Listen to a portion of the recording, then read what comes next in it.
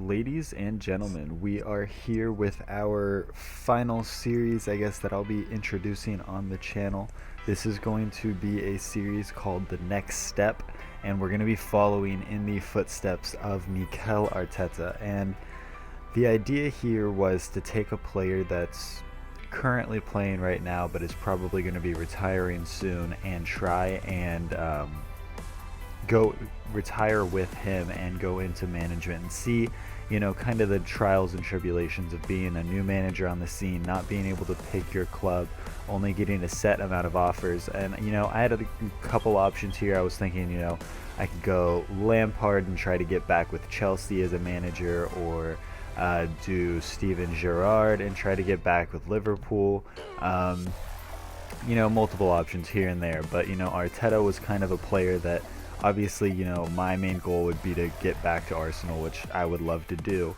And it was kind of a toss-up if I really wanted to do that. But, Arsene Wenger has talked about in the past that he believes Mikel Arteta would be a great manager in the future. So I kind of thought it would make sense. He is coming to the end of his career, so it would be a good time to jump in. I was not expecting to get the offers that I did, though. I have offers from, the Premier League, Serie A, I would think one other, League One is also in there. And I was looking at all the offers, and really I didn't want to go into the Premier League, but out of all the offers, I think the best way for me to prove my manager ability and to honestly move forward as fast as possible is probably to go to West Ham. They're looking for a mid-table finish. I honestly think I can get them to about top 5 probably, if not top 6, top 4 maybe a little bit of a stretch, but if I can bring in the right players, I think we can totally do it. We already have amazing players in the squad. I think it's honestly going to give me the best chance to show my managerial ability as Mikel Arteta.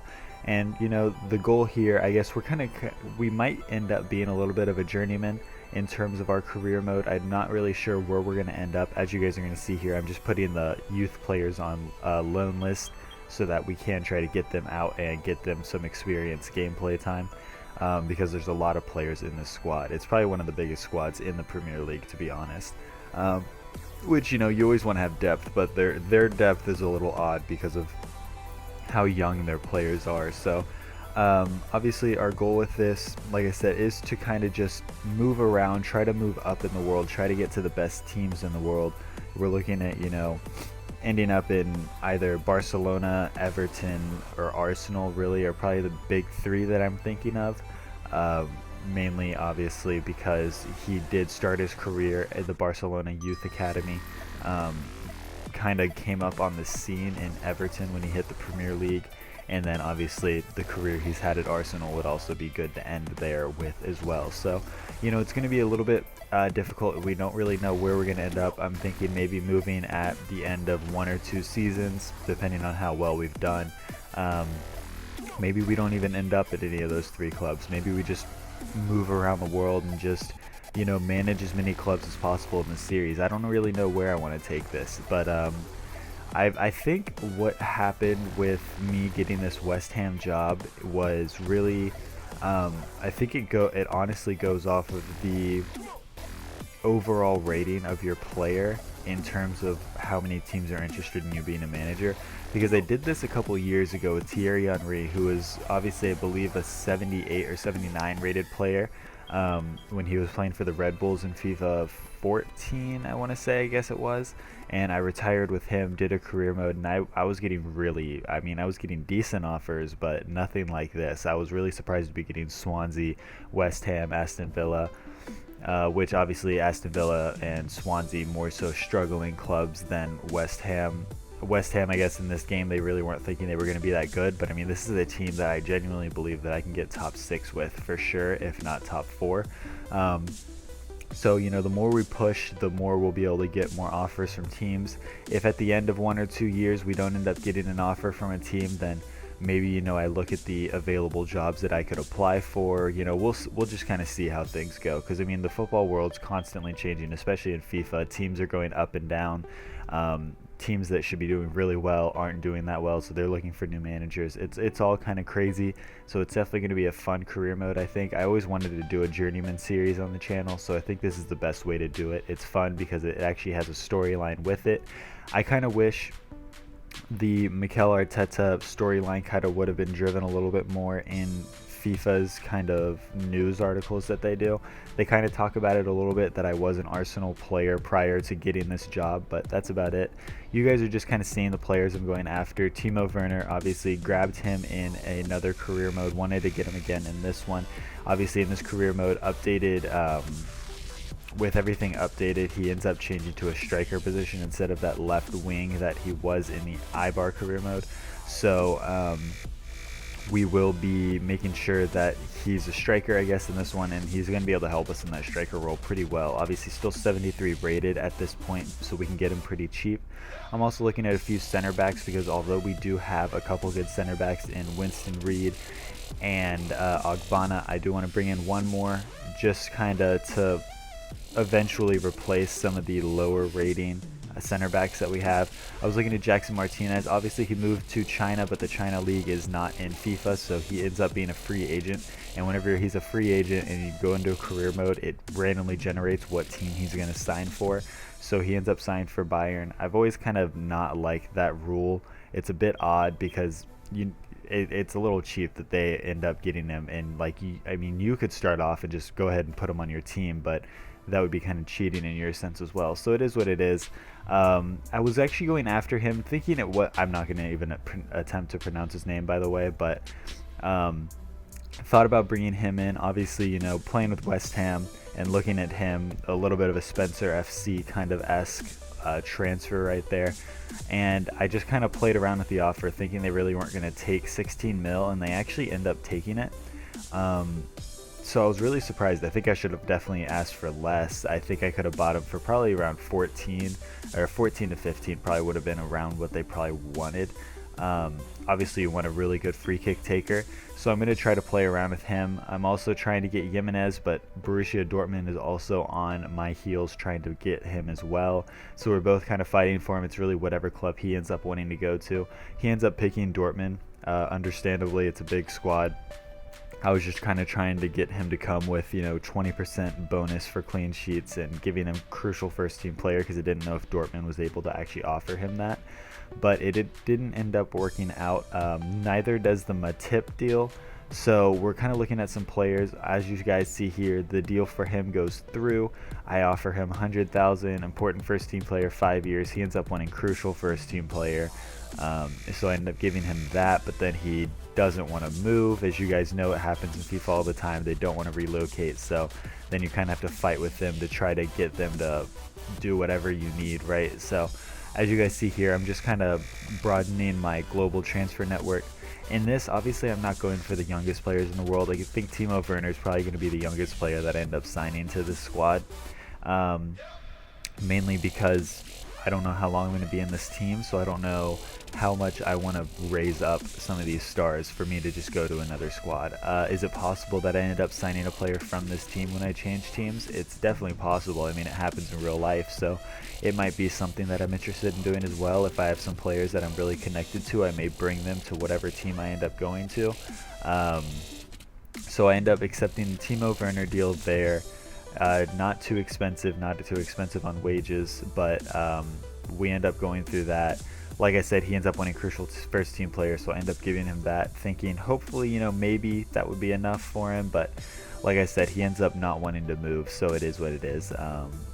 We go after a couple center backs here. Muniesa from Stoke City was one that I was kind of looking at. He doesn't have the highest potential in the world, but he's a solid center back nonetheless, and he would be a good backup option for us. And then obviously we're going to go after Okore and John Stones, because they're two solid young options that both have pretty good potential. Okore, I think, comes out to about an 84 potential, and John Stones in 86 or an 87. So John Stones is obviously the main target. Also wanted to go after Mangala. Mangala would be a good option for us to bring into that starting lineup and have either Winston Reed or Ogbonna be a backup instead. I put Andy Carroll up on transfer list. The only team that came in to buy him was Manchester United, and I didn't really want to send him to Manchester United. Although I don't think he would really help the squad that much. You never want to send him to a rival, especially top 4 rival. So definitely didn't want to do that deal there, so I just told them, you know, if you give me like 19 mil, it'll happen. But they didn't end up wanting to do that, so But like I said, we're not able to actually end up selling him, at least at this point. This episode doesn't go through the entire transfer window, but it goes through a good bit of it. So the John Stones deal ends up going through, so we just have to make sure that we can get him on the wages we need. So I'm going to offer him 65, important first team role, 20% clean sheet bonus, and a 5-year contract length. I always just throw the 20% in there just to kind of nudge the deal forward, just to make sure it goes through 100%. So first game of the season here is obviously against Arsenal. Love the storyline there. Honestly, didn't really think about that when I ended up signing for West Ham, but my first game as manager is against my old club. So obviously want to put out a good squad here and make sure that we end up winning this game. Valencia is going to start up top for us. Andy Carroll is going to come off the bench or go onto the bench rather, for Timo Werner in case we need to bring him in the game. Antonio's on the right. Obviously, Dimitri Payet is going to be the big star of the squad for a good time to come, probably. So hopefully we can sign a couple more big name players to kind of work around him, but we'll see how things go. Obviously, our two main debuts are Ogbonna and Payet. Coming into this game, really didn't know what to expect, to be honest. It's always interesting playing against Arsenal because obviously it's a team that I pretty much understand how they're going to play in FIFA, but sometimes when you get them, they play either amazing or they play horribly. They play like Barcelona, or they play like they have no clue what they're doing. So it's always kind of interesting whenever you're coming up against them. They were playing pretty well, but neither one of us were able to take shots, and that's why this first half doesn't have highlights, right?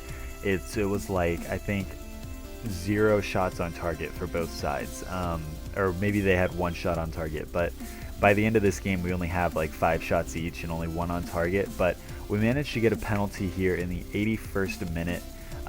Dimitri Payet is going to step up to the line and take it. It was funny because I was actually just about to take Dimitri Payet off because he was getting a little low in stamina, but wanted to go ahead and bring him in to make sure that he can get this penalty for us and we can move forward. So he ends up scuffing the penalty. Keeper ends up saving it but not catching it. David Ospina is awful at catching saves, period. Petacek would have saved that perfectly. He would have caught it. They would not have been scored on, but we managed to get the goal. I take Payet off so he can come off to a standing ovation from the fans and bring I forget his name, Lanzini, I believe is his name. Yeah, that's his name.